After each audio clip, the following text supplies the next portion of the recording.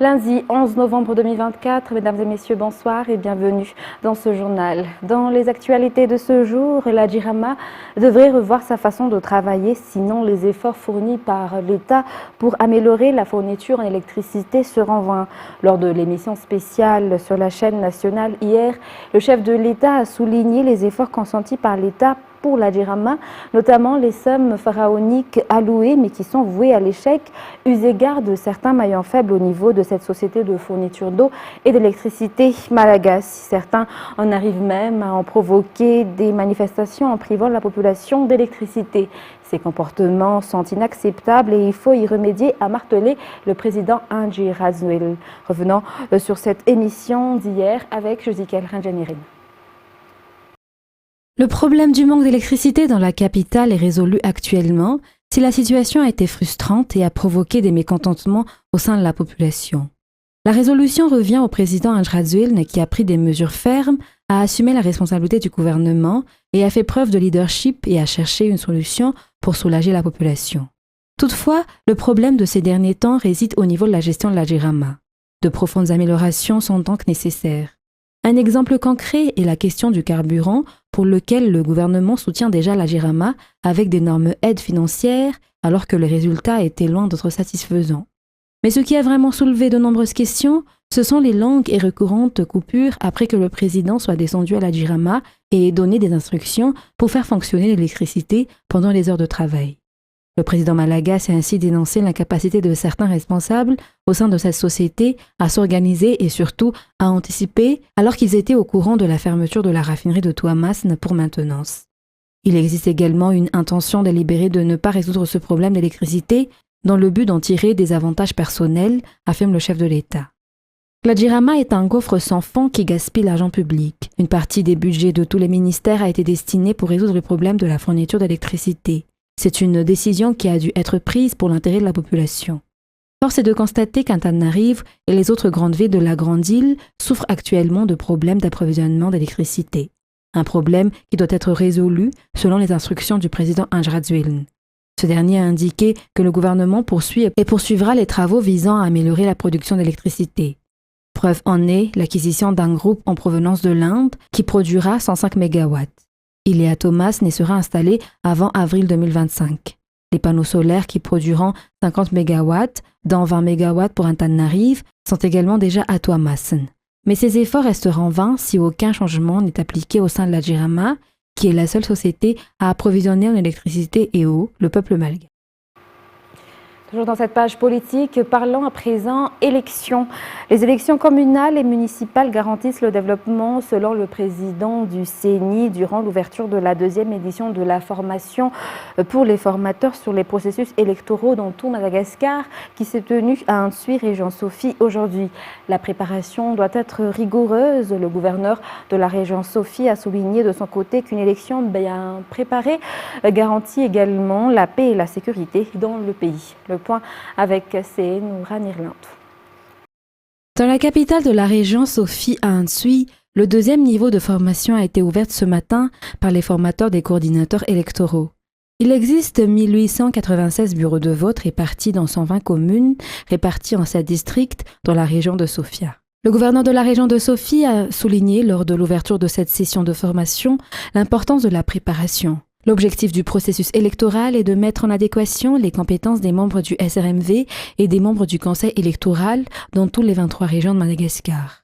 Le président Lasseni a souligné que les agents électoraux locaux doivent être capables de maîtriser les règlements relatifs aux élections communales. Le respect du choix des électeurs et l'impartialité, ce sont des valeurs qu'il faut respecter, selon toujours les explications. Dans les informations socio-économiques, depuis 2 ans, certains riziculteurs de la région d'Alochamangour peuvent effectuer 2 récoltes par an. C'est une stratégie pour faire face au changement climatique suite à la réhabilitation des barrages d'irrigation d'eau mis en place par l'État. Afin d'atteindre les objectifs de l'État dans l'augmentation de la production rizicole, cette technique devrait être appliquée dans tous les périmètres rizicoles selon les paysans d'Aloch. Reportage d'Anniane Martina.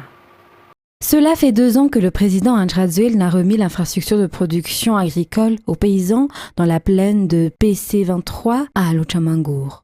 Après cette remise, les paysans ont pu effectuer 2 récoltes par an sur cette plaine selon les explications. Dans d'autres zones, les paysans en sont toujours à 1 récolte par an. En effet, à cause des conséquences du changement climatique, le taux de pluviométrie de cette année est en baisse selon les explications. Outre les paysans dans la plaine PC23, la plupart des paysans doivent attendre la pluie avant de pouvoir procéder aux cultures. Ainsi, la saison risicole dans la Lochamangour devrait se faire en décembre, selon toujours les estimations. Une saison normale et non pas en retard par rapport aux 5 dernières années, selon toujours les explications. Durant l'ouverture de la saison agricole 2024-2025, le directeur régional de l'agriculture et de l'élevage a exhorté les paysans à gérer raisonnablement l'eau au niveau des rizières. Après l'arrivée des pluies, les barrages devraient s'ouvrir selon les estimations afin que les paysans puissent procéder à la riziculture. La région Lochamangour pour cette saison agricole vise l'augmentation de la production. Bon nombre des paysans ont déjà reçu des semences et des engrais, mais aussi des matériels de production modernes venant de l'État à travers le ministère de l'Agriculture et de l'Élevage.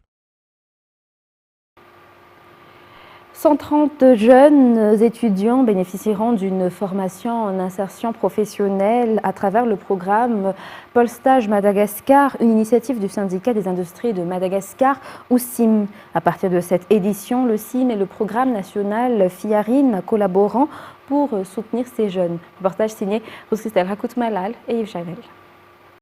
Le principal problème dans le domaine de l'emploi aujourd'hui est le déséquilibre entre l'offre et la demande, selon le président du CIM, Tina Rasamanan. Les entreprises ont de nombreux besoins, mais les profils des chercheurs d'emploi ne satisfont souvent pas les attentes des employeurs. C'est la raison pour laquelle le CIM a lancé le projet Pôle Stage Madagascar en 2021, en collaboration avec le ministère de l'Industrie et du Commerce et le ministère du Travail et de l'Emploi. Ces ministères et le CIM travaillent ensemble pour mettre en œuvre ce programme. Par ailleurs, les jeunes ne doivent pas se contenter de travailler pour autrui. De ce fait, le programme national FIARIN et le ministère de l'Éducation nationale ont pour vision d'intégrer l'entrepreneuriat dans le programme scolaire dès le CEG, explique la secrétaire nationale du programme national FIARIN, Valérie Zafnjavak. À partir de cette édition du PSM, le CIM et FIARIN collaboreront. La signature de convention relative à cette coopération a eu lieu ce jour à Anoussi. Il est là aujourd'hui à signer avec le CIM pour apporter son soutien aux grands industriels, aux industriels moyens, dans 2 démarches différentes. La première, c'est de pouvoir les accompagner dans la matière première, c'est-à-dire que nous allons accompagner les agriculteurs, les jeunes ayant la possibilité d'offrir des matières premières pour ces industriels à Madagascar. FIARIN va donc les appuyer sur ce point-là pour en faire un projet national. On prendra comme par exemple le maïs. Le maïs, nous savons que plusieurs industriels malgaches ont besoin de maïs et nous allons donc appuyer cette filière pour aider les industries. Il a été mentionné aussi également tout à l'heure le blé. Le blé, nous importons encore énormément de blé, alors que nous pouvons produire dans la région de Vaknakarj. Nous allons donc travailler ensemble, de concert avec le CIM, pour pouvoir donc développer aussi cette filière. Ces 130 jeunes bénéficieront d'une formation d'1 semaine. À l'issue de cette formation, ils auront la possibilité de rejoindre les entreprises affiliées au CIM. En 3 ans, 700 jeunes ont déjà bénéficié de cette formation. Toujours dans cette page économique, plus de 10 000 touristes débarquent à Nouzbé chaque mois. Un nombre qui, selon les estimations, devrait augmenter de 30% durant le festival Marquitana, d'autant plus que Nouzbé accueille directement des vols internationaux. Ce festival, qui est à sa 2e édition, se tiendra les 22 et 23 novembre prochains. Reportage de fin de scène à Mireille sur les images d'Yves Javel. Nouzbé a une place particulière dans le secteur du tourisme. Plus de 12 000 personnes y débarquent par mois. Cette île possède plus de 5 000 chambres d'hôtel. En matière de desserte aérienne, la compagnie Ethiopian Airlines a augmenté la fréquence de ses vols à 7 par semaine, si cela était de 4 auparavant. Le marquintan, un animal doté d'une taille impressionnante pouvant atteindre 20 mètres et qui peut vivre jusqu'à plus de 130 ans, attire de nombreux touristes. Ainsi, le festival Markintana se tiendra les 22 et 23 novembre prochains à Nosbe. Diverses activités et animations seront au programme. Toujours dans les actualités locales, Madagascar a participé à la première conférence mondiale sur la lutte contre la violence faite aux enfants qui s'est tenue à Bogota, en Colombie, les 7 et 8 novembre 2024. Un débat officiel sur les efforts et la situation à Madagascar en matière de protection des enfants victimes de violences ont été à l'ordre du jour. Il y a eu également l'établissement des défis à relever, la politique de protection de l'enfance jusqu'en 2026, le système national de protection des enfants contre la violence en 2025, le programme national établissant la responsabilité des parents dans la protection des enfants en 2025, l'intervention auprès des enfants victimes de violences, l'autonomisation des acteurs sociaux, le décret gouvernemental qui définit la famille qui peut s'occuper des enfants sans parents tuteurs. La délégation malgache a été conduite par la ministre de la Population et de la Solidarité, Razafanzatou Aurélie. Écoutons-la. Politique, on a un cadre renforcé pour avoir des lois spécifiques sur la lutte contre la cybercriminalité. Et en 2014, qui interdit la pédopornographie sur toutes ses formes. Et aussi, une coordination améliorée a été faite sous l'égide du ministère dont je suis le ministre actuel. On a mis en place une sous-commission nationale dédiée pour la protection des enfants contre les violences et l'exploitation en ligne, et notamment la violence sexuelle depuis 2019. Et cette initiative réunit 14 secteurs de départements ministériels, des acteurs de la société civile, des agences des Nations Unies. Et le rôle de cette sous-commission, c'est de coordonner, orienter et faire des orientations stratégiques et de suivi sur les interventions dans cette matière.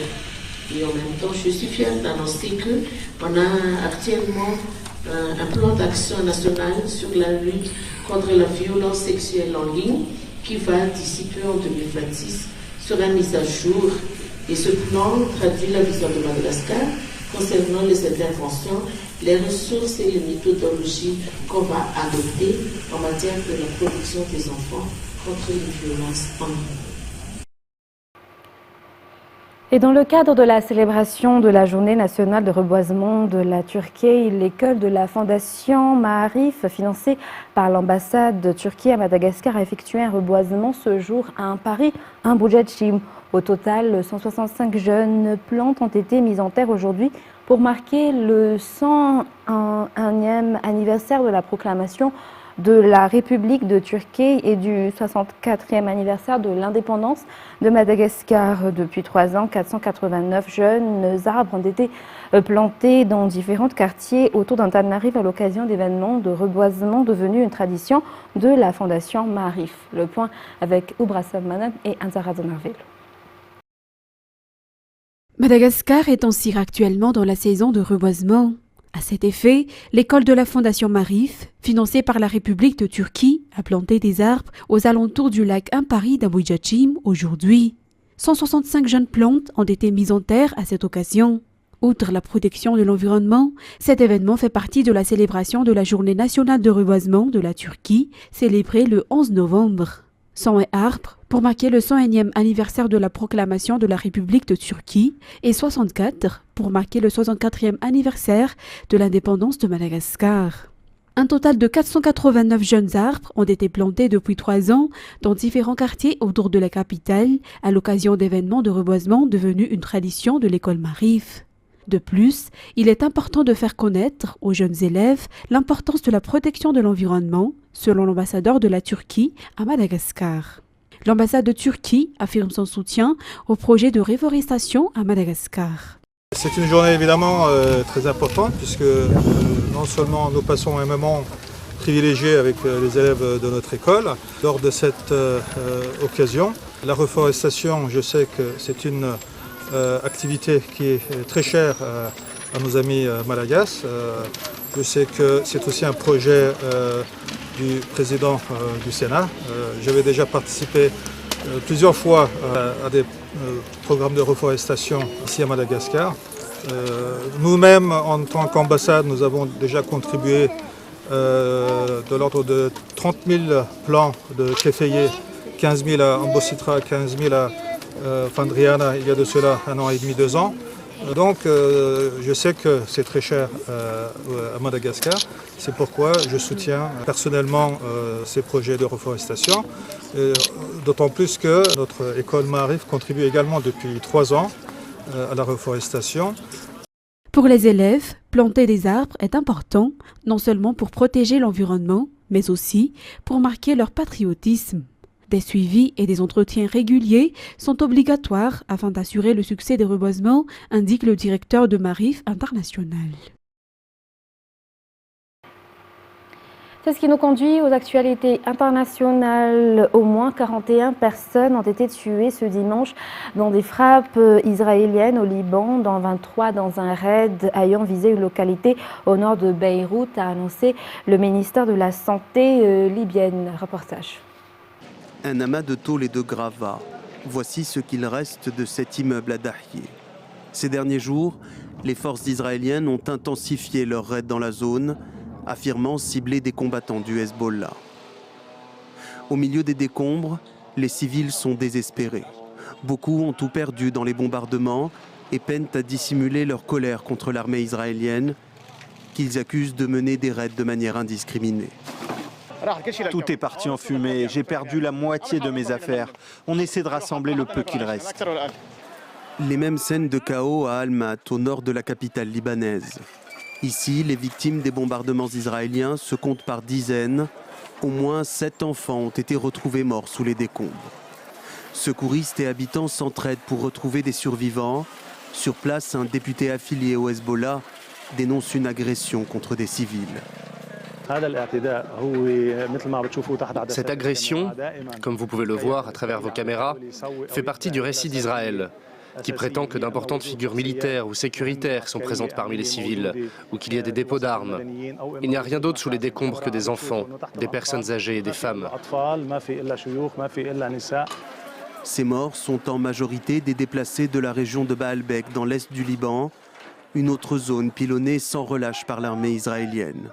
Selon le ministère libanais de la Santé, plus de 3000 personnes ont été tuées au Liban depuis octobre 2023. Toujours à l'international, depuis sa victoire à l'élection présidentielle américaine, Donald Trump multiplie les appels concernant la guerre en Ukraine, le Washington Post ayant même rapporté un échange avec Vladimir Poutine 2 jours après le scrutin, une information démentie aujourd'hui matin par le Kremlin. France 24. Un coup de fil entre Vladimir Poutine et Donald Trump, l'information circulait dans la presse américaine. Mais ce lundi, Moscou dément. Cela ne correspond absolument pas à la réalité. C'est une pure invention, c'est tout simplement une information fausse. Pourtant, selon le Washington Post, les deux hommes auraient bien eu un échange au téléphone. Selon le quotidien américain, Donald Trump aurait conseillé à Vladimir Poutine de ne pas aggraver la guerre en Ukraine. Il aurait également dit vouloir discuter de la résolution de la guerre bientôt.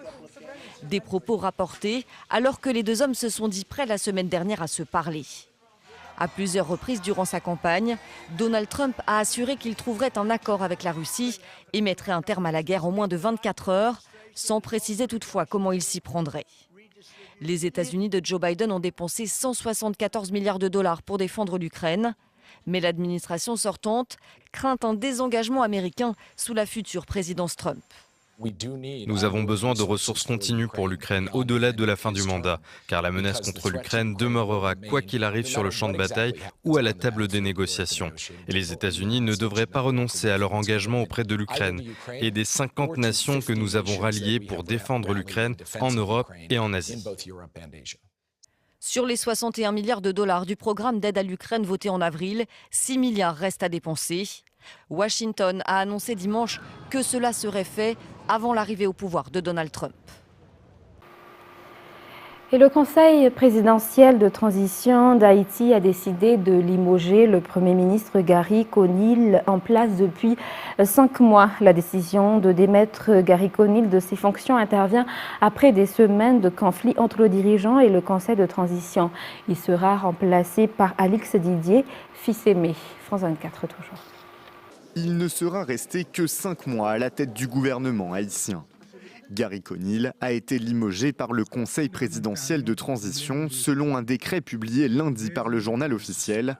Dans une lettre qui circule sur les réseaux sociaux, le Premier ministre dit vouloir rester au pouvoir. Cette résolution, prise hors de tout cadre légal et constitutionnel, soulève de graves préoccupations sur sa légitimité et son impact pour l'avenir de notre pays. Depuis des semaines, des désaccords opposent le Premier ministre à un conseil de transition empêtré dans des affaires de corruption. L'instance, créée en avril dernier pour rétablir la sécurité et organiser des élections, souhaitait changer plusieurs ministres contre l'avis du chef du gouvernement.